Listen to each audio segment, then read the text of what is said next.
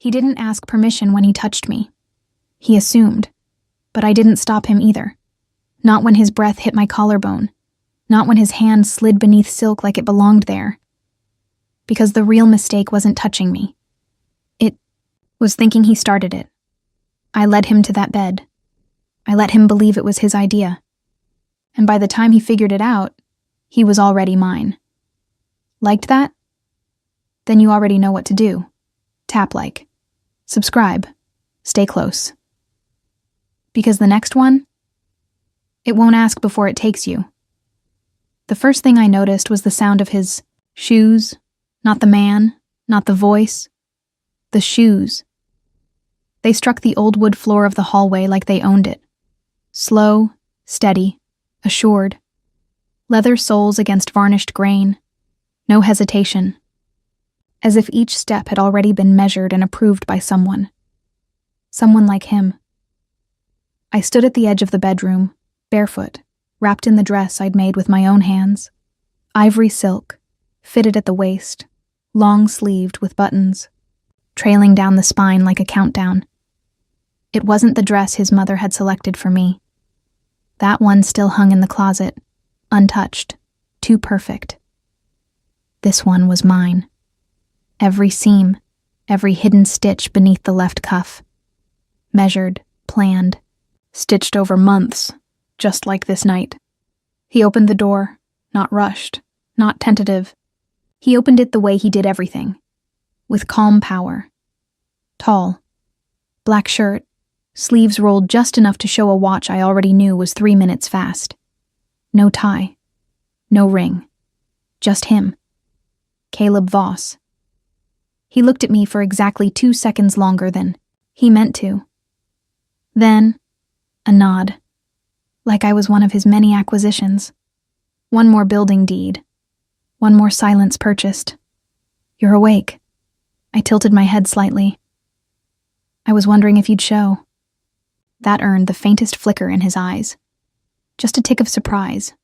Easily missed. But I didn't. He walked in, glancing briefly around the room. I knew he was checking details. He always did. The camera hidden in the sconce behind him blinked red once. He didn't notice. I did. He poured himself a drink. Whiskey. 2 fingers. No ice. I watched the glass. Not because I wanted a drink, but because it gave me a moment to study his rhythm. Controlled, practiced, cold. He handed me a folder. Cream-colored. Sealed with a black string. This is the marriage agreement. I want your signature before we continue. I didn't flinch. I didn't reach. Instead, I pulled open the drawer of the nightstand and handed him an identical folder. Already signed. Dated 3 days before yours, I said softly. His jaw tightened. He looked down, flipped through the pages. Identical clauses. Identical font. My signature at the bottom. Time-stamped, notarized, sealed. Ironclad. His silence filled the room like fog. I didn't know it would be this easy, I added, almost to myself. But not really. He set the folder down slowly. You signed this before the ceremony? Nodded. Before you even received your version? He narrowed his eyes. Why? Because I wanted to be sure I was choosing this, not just accepting it. For a moment, neither of us moved. Then, as if to reclaim control, he stepped closer. A calculated 2 steps. You know what this night is. I didn't step back. I didn't break eye contact. Yes, I said. But I also know what it isn't. And what's that? A conquest. He studied me. I could feel the tension begin to shift. Not much, not yet, but enough. Enough to make him unsure who exactly was standing in front of him. The virgin bride? Or something else? Entirely, I bent down as if to pick up the comb from the floor. The one I'd let drop earlier, carefully placed to fall near the edge of the rug where it would make just enough sound. He didn't move, but I saw his hand twitch. Watching me. Not the comb. Me. stood slowly and walked past him, close enough that the hem of my dress brushed his leg, close enough for him to smell the faint jasmine I dabbed behind my ear, the one scent he associated with his late wife. No one had told me that, but I'd read the interview transcript. From 2 years ago. Page 4. "Why jasmine?" I heard him ask. "It settles the air," I replied, without turning. I could feel him watching me, not with desire, not yet, but with something more, dangerous. Doubt. I sat at the edge of the bed, letting the silence settle. Then, softly, "Do you think I'm afraid of you?" His voice was even. "Should you be?" I smiled, not sweetly. "Only if you think power works the same on everyone." He stayed standing, glass in hand, watching me like a wolf circling what it thought was prey, not realizing it had wandered into a trap made of mirrors. "I thought you were," he began. "Innocent?" I finished. He didn't answer. I stood, again slowly, and leaned in, close enough for him to feel my breath on his collarbone. "Let's be clear, Mr. Voss. You may own this house, but I own what happens in this room." He didn't move, didn't speak, not because he didn't want to, because he was still calculating, trying to find the move he missed. That's how it begins, isn't it? Not with fireworks, not with romance, not with rings or kisses, but with the sound of shoes on polished wood and the realization that the person you thought you owned was already watching you lose. The morning after our wedding, I made coffee like it was any other day. There was something sacred in the routine, in the clink of porcelain, the scent of roasted beans, the slight hiss of the kettle. I moved slowly, deliberately. Caleb wasn't awake yet, or if he was, he hadn't made a sound. Good. Men like him don't like waking up surprised. They like waking up in charge.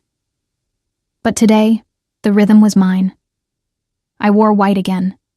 Not the wedding dress, not even silk, just cotton, loose, comfortable, but still white, still deliberate. White draws attention, but it also deceives. It tells people you're clean, untouched, harmless. Exactly what I needed him to keep thinking. For now. He walked in around 7:10, barefoot, in slate gray pajama pants and a white shirt still creased from the packaging. Looked like a man trying not to look like himself. And failing. "You're up early," he said, voice scratchy. I didn't turn. Old habits. "You always dress like that for breakfast?" Now I turned. "Do you always question the color of your wife's clothes?" He paused. Only for a second, but I counted. 1, 2. No, but I do question things that feel too calculated. "That must make your life very complicated." A faint smile curved his lips, but not the kind that meant he was winning. We sat across from each other at the long table that could seat 14. Neither of us touched the center, the empty stretch of polished wood between us like a diplomatic no-man's land. He watched me eat. I let him. Then, without warning, I dropped my fork. It clattered against the tile. Loud, sharp, deliberate. I bent down to pick it up, letting my hair fall forward, my dress shift slightly, revealing the curve of my shoulder. Subtle. Almost. Accidental. Almost. I caught his eyes on me when I rose. "Clumsy," I said softly. "That was strategic," he replied. "Ah, so he noticed. Good." Later I wandered into his office. On paper, by mistake. In truth, by timing. He wasn't there. The door had been unlocked. I'd calculated that part too. I moved quickly. Nothing invasive, just a walk past the shelves, a glance at the digital lock on his filing cabinet. 3 numbers, grease smudges on the 4, 6, and 9. Interesting. I turned toward the window, letting my reflection fall across the glass just as I heard footsteps approach. I stayed still. Let him catch me. "You're in the wrong room," Caleb's voice said behind me. I turned slowly, blinking as if startled. "Am I? This is my office." I saw the door open. I didn't mean to intrude. He didn't believe me. I didn't care. He was searching my face now, the way a man searches a riddle for the part he missed. "You're different this morning," he said. "Am I allowed to be?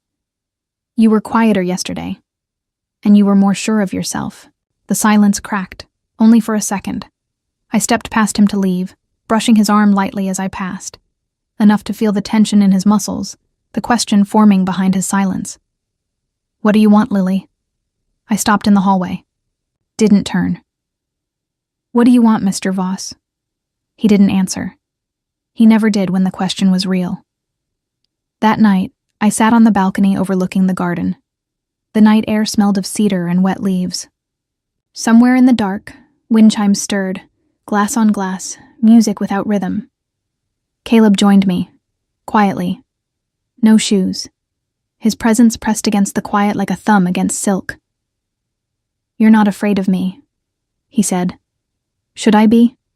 He looked out into the garden. His voice came softer this time. "Most people are. That sounds lonely." "It's practical." "No. Practical is locking your office door."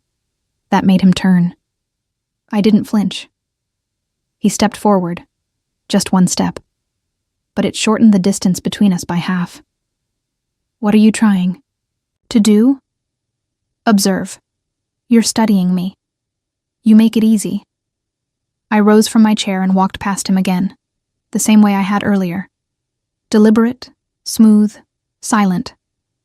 This time, he reached out, just enough to graze my wrist, stopped, waited.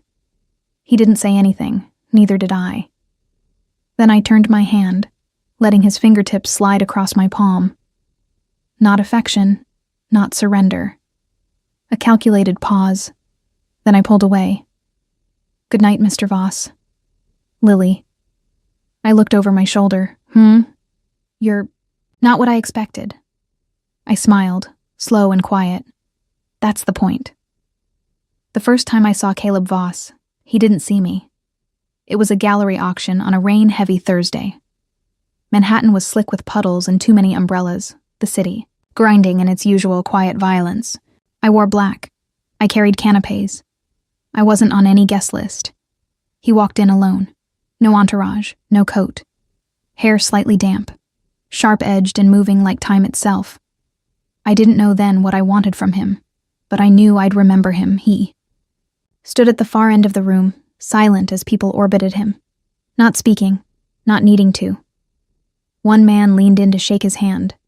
Another woman laughed too brightly and touched his shoulder. He didn't react to either. He stared at the painting. Fisherman, 1937, muted tones, a man in a boat, holding a net with nothing inside. The auctioneer said the piece represented futility. Caleb bought it anyway. That night, I wrote the first entry in the leather notebook that would become the closest thing I had to a strategy map. Didn't write his name, not yet, just a description. Man in the corner, hands folded. Unreachable. Buys emptiness on purpose. I started following him. Not in the way people think. No trench coats, no tailing cars. Just data. Where he ate, alone. What he read, hardcovers with cracked spines. Who he trusted. Almost no one. 3 months later, I applied for a job at a boutique tailoring house that serviced some of his firm's clients. I took less pay for closer access. Every time his assistant dropped off a suit, I watched for thread color, for notes left, in pockets, for details most people never saw. Then came the headline. Caleb Voss terminates engagement with Virginia Hale, heiress to Hale Holdings. It wasn't public scandal. It was corporate. It told me what I needed to know. He didn't run from conflict. He planned it. That night I wrote, "He doesn't burn bridges. He builds the explosives himself. My mother found the notebook once. She asked me without asking, "Is this about revenge?" I said no, it wasn't. Revenge implies injury. What I felt wasn't pain. It was clarity. I had seen too many women like her, radiant, gifted, used. Left with their youth gone and their silence intact. My mother was beautiful, too trusting, too still. She once told me, "Love is something you fall into." I never wanted to fall. I wanted to land. A year passed. Then 2. I learned his rhythms, like a language. Every July, he vanished to a house in upstate New York. Every January, he fired someone, always with cause, always clean. He donated anonymously to a domestic violence shelter. He fired a board member who laughed at a waitress. He wasn't cruel. He was exact. And I began to see the outline of something else beneath the man, a fault line. 3 years after the auction, his company's old CFO was indicted. I used that moment, just enough of a crack in his circle, to approach a mid-level, contact with a contract, discreet bridal design work for a client who might want something private. It was bait. He took it. 1 month later, I got the email. Interested in a non-disclosure-bound design project? No press, no fittings, high compensation. Sender, H. Sloan, Executive Liaison. Recipient, me attached, address of Voss Tower. I said yes. The contract was real. The money was real. But what mattered wasn't the check. It was the room I entered when I handed off the initial sketches. He wasn't supposed to be there, but he was. And just like at the gallery, he saw everything. This time, including me. "You're the one who sent this?" he asked, lifting the folder. I nodded. "You don't look like a designer," he said. "You don't look like someone who needs one." We didn't smile, but something moved in the room, just enough to make the air stretch thin. I left without shaking his hand. 3 weeks later, the proposal came. Unorthodox, mutually beneficial, confidential. A marriage offer between a man who trusted no one and a woman he thought he'd just met. Back in the present, I sit alone in the study of the house where we are now legally bound. The fireplace flickers. The wind outside taps the windows with skeletal fingers. The house feels like it's holding its breath. I open the notebook again. I still haven't written his name. Just the lines. He's beginning to suspect. Not what I am, but that I am something. The game begins now. And I am not here to win love. I am here to make sure I never have to ask for it. Rain tapped the windows that night like fingers too polite to knock. The dining room was dark, except for one overhead pendant, casting long shadows across the table. Caleb sat at the far end, reading through a contract, his face blank, the kind of blank that takes years to perfect. He hadn't spoken much since yesterday. I didn't need him to. The silence was saying plenty. I brought in 2 mugs of tea. Not wine, not coffee, just black tea, strong and unflavored. The kind that leaves aftertaste and questions. "You didn't have to," he said, not looking up. "You didn't ask me to." He glanced at me then, as if hearing something underneath the words. Good. We sat across from each other, a replay of the morning before. Same table, same distance. Only now, I leaned forward a little more than usual, letting him feel it. Not desire. Pressure. "You always read contracts during dinner?" He turned a page. "It's easier to digest than conversation." "No offense," he added flatly. "None taken," I said. "You're not the first man who prefers ink over intimacy." That made him pause. Just slightly. Just enough. I saw it. "You're different from what I expected," he said. "Good," I answered. Expectation is the first form of laziness. The tea cooled. The air didn't. Somewhere between the next question and the third sip, I stood. I walked around the table, slowly, Not seductively. I stopped next to him, not touching, just close enough to be counted. Look at me. He did. Not instantly, not obediently, but eventually. And when he did, I saw the same man I saw 3 years ago in that gallery, composed, sharp, entirely alone. So I kissed him, not with affection, not with flirtation, not even curiosity. It was surgical. 3 seconds, just enough pressure, just enough breath, a controlled collision, not lips to lips, but strategy to instinct. Then I pulled back. He didn't move, didn't blink. I smiled. Now you're wondering what that meant. What did it mean? He asked. It means I've already counted how many ways you're trying not to touch me. That time his breath changed, just slightly. I walked away, back to my side of the table. Sat, sipped. He stared. Was that a game? He asked. No, I said. That was a statement. And what was the message? I looked at him across the flickering table light. That if I ever decide to take you apart, I won't need to raise my voice. He stood then, slowly. His chair scraped the floor like a warning. He walked toward me. Not fast, not threatening, but direct. My pulse didn't change, but I let my hand tremble as I lifted the tea. Slightly.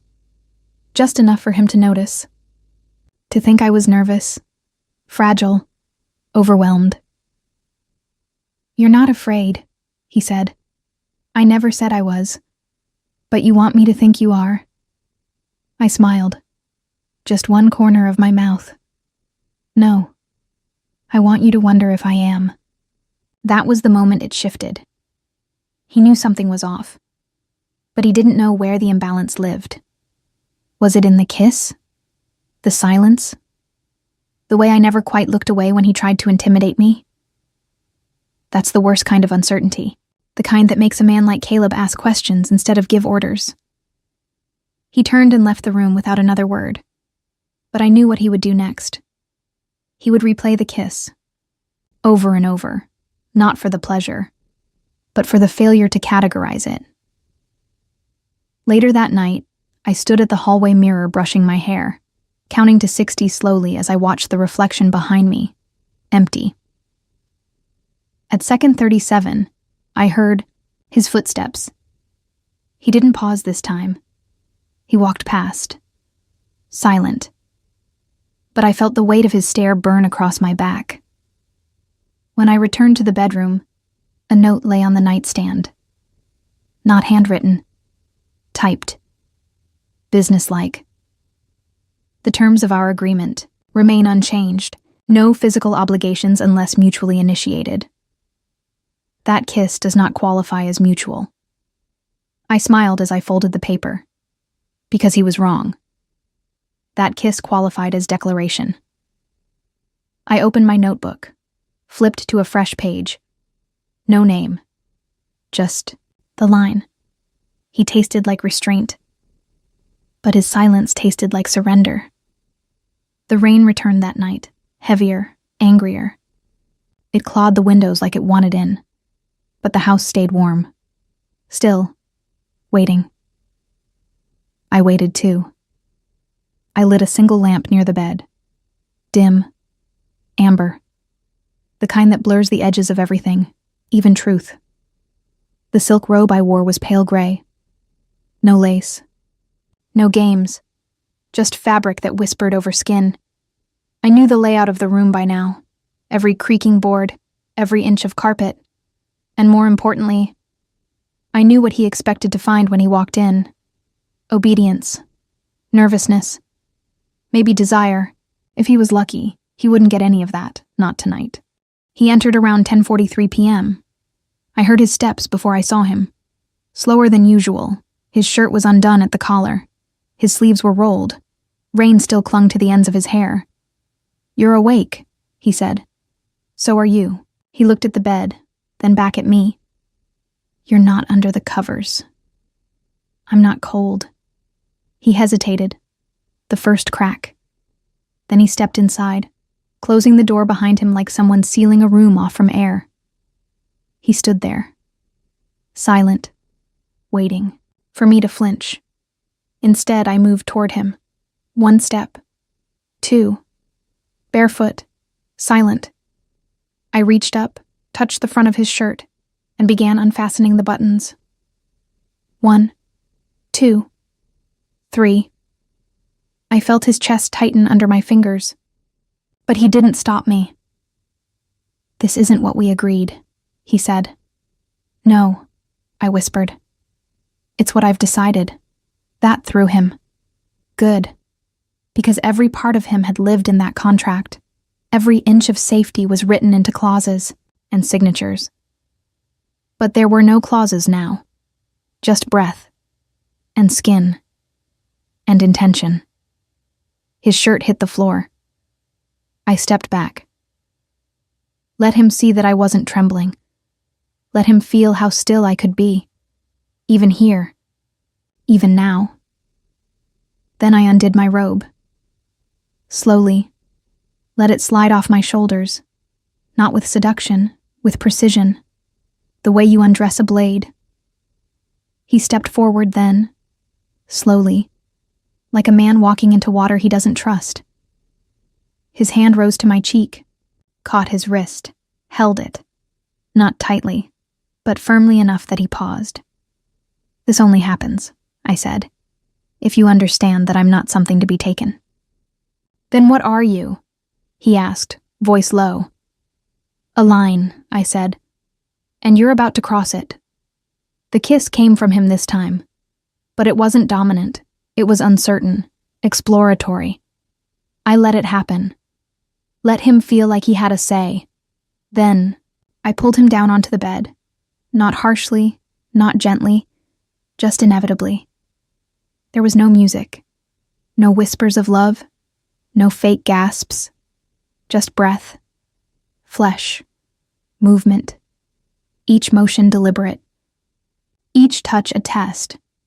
And every time he thought he had rhythm, I changed it. Every time he reached for control, I shifted my weight, my hands, my mouth, and took it back.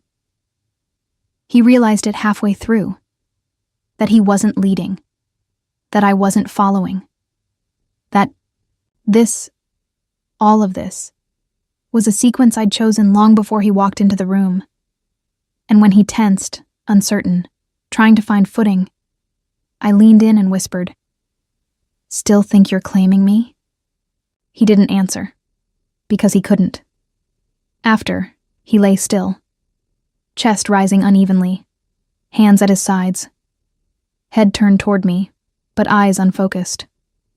I rose from the bed, pulled my robe back on, walked to the mirror, adjusted my hair. "You're quiet," I said. He sat up slowly. "You planned this?" "Of course." "Why?" I turned, looked him dead in the eyes. "Because I needed you to know something before we go any further." "What's that?" "That the first time we touched, I wasn't yours, and you weren't mine. You were on loan, and now, I've returned you to yourself." He looked away then. That was the surrender. Not the sex. That, the moment. He realized I'd taken what no contract could protect. His certainty. I opened the drawer beside the bed, pulled out my notebook, wrote one line, deliberate, permanent. He touched me like a promise, but I held him like proof. He didn't come to bed that night. I heard the door click behind him after I closed my eyes. He didn't slam it. Caleb. Voss never slammed doors. He didn't need to. People like him didn't shout to be heard. They withdrew, and the silence did the punishing for them. But this time, the silence punished him. At 3:08 a.m., I woke to the sound of footsteps in the hallway, slower than usual. Barefoot, uncertain. I didn't move. I knew where he was going. There were only 2 things I had ever left visible in the entire house, my dress form, and the drawer I hadn't locked. He found the notebook before dawn. I imagined, the moment, his fingers brushing over the worn leather cover, flipping it open, expecting poetry or maybe a grocery list. Instead, 4 years of recorded behavior. Meeting locations, timestamps, emotional responses. Notes on his voice when he was tired, his tells when he lied, his exact phrasing during negotiations, and how often he repeated keywords when nervous. He never knew he had tells. But I did. At 6:42 a.m., he entered the bedroom. His face was unreadable, but his sleeves were rolled. And Caleb never rolled his sleeves unless something inside him was unbuttoning too. He didn't hold the notebook like a weapon. He held it like something fragile that still cut. "You wrote about me," he said. "Yes. You watched me for years." "I did." "Why?" I stood, not rushed, not defensive. I walked over to the window, let the morning light touch only the side of my face, because I needed to know how far men like you would go to feel powerful. He didn't speak for a long time. Then he asked quietly, "Was I ever not a target?" I turned then, not angry, not triumphant, just still. "You were never a target. You were a blueprint." "A blueprint for what?" "For everything I'd never let happen to me." He sat, not on the bed, on the floor, not dramatically, like his legs just didn't hold him up the way they used to. That was the moment. Not when he read the pages, not when he found the notes, but when he sat on the floor. That was the moment he knelt. And it wasn't for me. It wasn't submission. It was realization. "Did you ever actually want me?" he asked, voice thick. "Not at first." "And now?" I walked over, sat on the edge of the bed, looked down at him like someone looking into water, trying to gauge the depth. "Now, I want to see if you're capable of becoming something outside of power." "That's not love." "No," I agreed. "It's clarity, and it's more honest than any vow I've ever heard." He rested his elbows on his knees, hands locked together. His head dropped for a moment. Then he said, "I don't know who I am with you." I leaned down, touched his chin lightly. Made him look at me. "That's the point, Caleb. You were always the man people saw coming. I want to see who you are when you don't arrive prepared." He stood slowly. But something in him had softened, or broken, or simply let go. "You win?" he said quietly. "This wasn't a war." "It was." "Then why are you still here?" He looked at me. The first time he really looked, without calculation or edge. "Because even if I wasn't what you planned for, you've become the only thing I can't plan around." I stepped forward, rested my forehead lightly against his chest, not to yield, not to comfort, just to feel the beat of a man who was finally out of rhythm. "This marriage doesn't need saving," I whispered. "It needs honesty. And for once, neither of us is good at that." We stood there for a long time, two people with every wall exposed. Not in love, but dangerously close to whatever comes before it. Later, he left the notebook on my pillow, untouched, unburned. I flipped to the back and wrote one last line. Not about him, about me. I didn't build a trap. I built a room with no exits, to see if he would stay. The sun broke through the curtains like it had no idea what we'd been through. It spilled gold across the hardwood floors, brushing the edge of the bed where I sat alone, knees pulled up, spine straight, robe tied like armor. Caleb wasn't in the room. He hadn't slept beside me.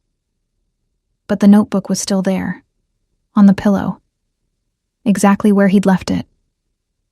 Unburned, unmarked, unread beyond what he needed to see. Which meant one thing. He didn't want to win anymore. Downstairs I heard sounds. Dishes being moved, cupboards opened and closed. For once it wasn't the staff. I could tell. Caleb was making breakfast. Not well, not naturally, but he was trying. I stayed upstairs, Not to punish him. Not to test him. To see how long it would take for him to come find me. It took 26 minutes. I heard his steps outside the door before he knocked. Softly. Once. Like a question. "It's open," I called. He entered, holding 2 mismatched mugs. One had coffee, one had tea. He didn't know which I preferred. That mattered more than he realized. "I wasn't sure what you wanted," he said. "That's new for you." He didn't argue. He handed me both mugs. I took the tea. He sat, on the edge of the bed, close but not touching. I didn't read everything, I know. But I wanted to. I looked at him, steady. That's the difference between you and the man I thought you were. We sat in silence for a while, drinking. The tea was too strong.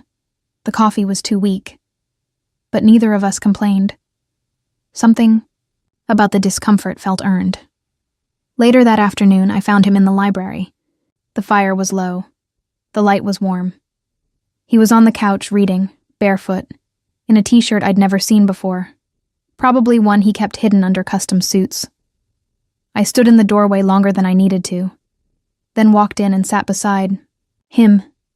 Not close, not far, just enough to feel the heat radiating from where his thigh rested against the cushion.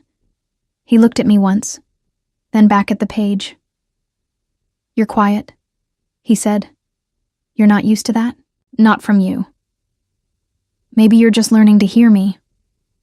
The book in his lap slipped closed. He turned toward me, slightly. Not fully.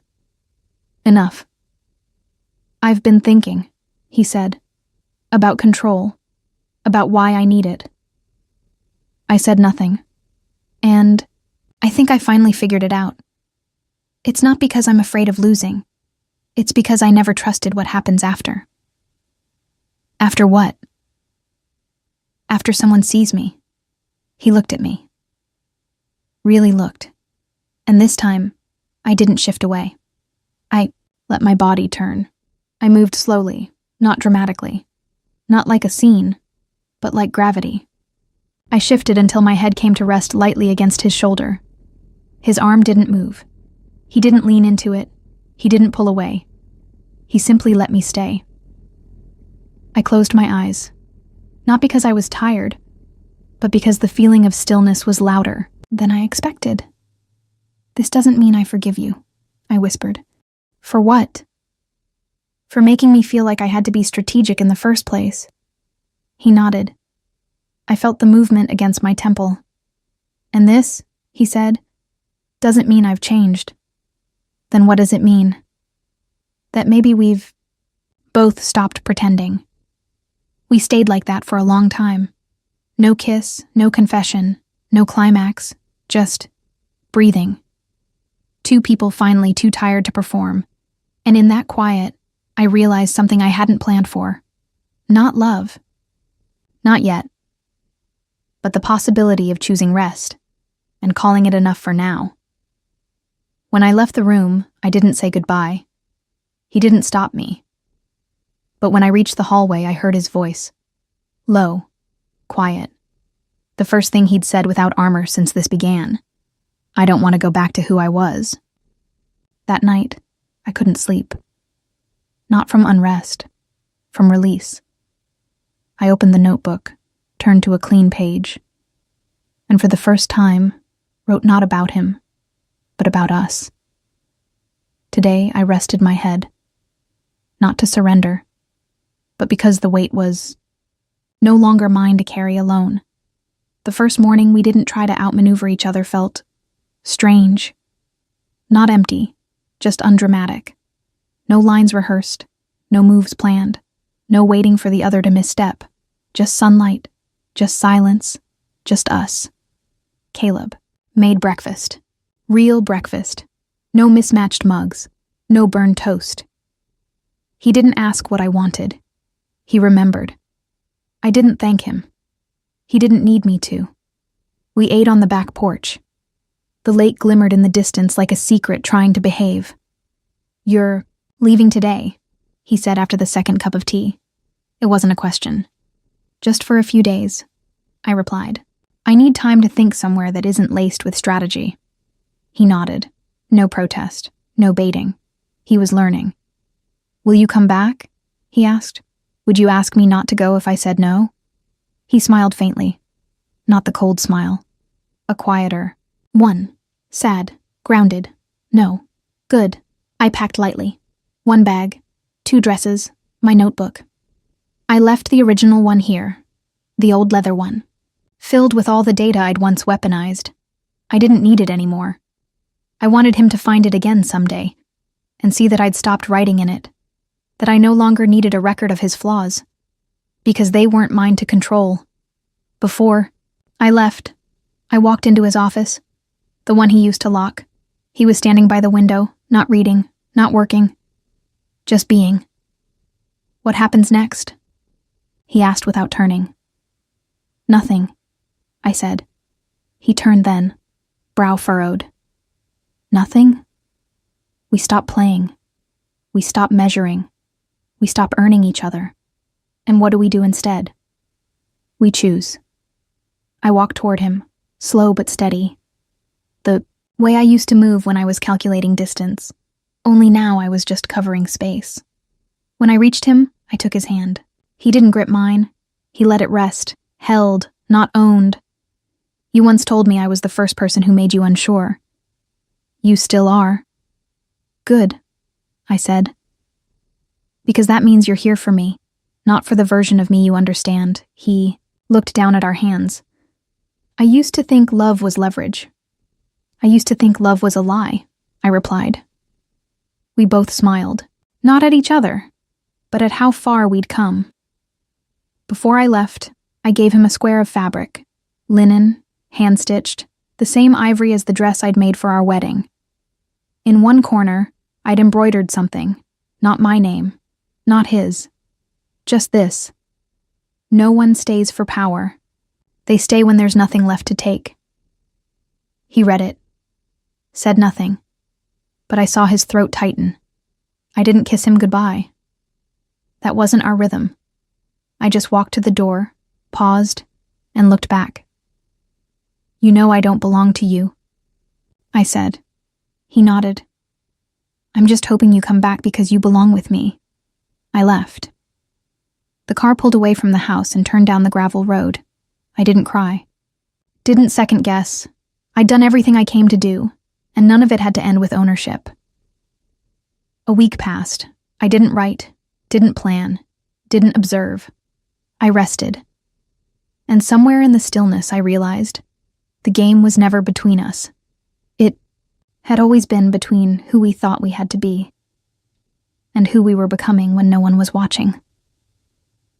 I returned quietly. No message, no announcement. I walked through the door of that house and placed my bag at the foot of the stairs. He appeared, not as a shadow, not as a force, just him. He didn't say anything. He walked to me, reached out, and touched my wrist with 2 fingers. A question, not a command. I slid my hand into his, not as a prize, as a partner. We didn't say I love you. We didn't need to. Some things don't arrive in words. They arrive in the space where words used to be necessary. That night, as he slept beside me, his breathing even, his arm loose across my waist, I opened a new notebook. Not leather, not worn. Clean. New pages. The first line I wrote was not about him. It was about me. I was never the virgin bride. I was the only one playing. But I stayed, because he finally stopped trying to win me. If you felt something while reading, hit that like button. It tells me you were here.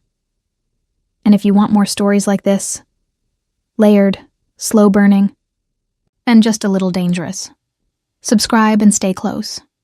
The next one might just find you before you're ready.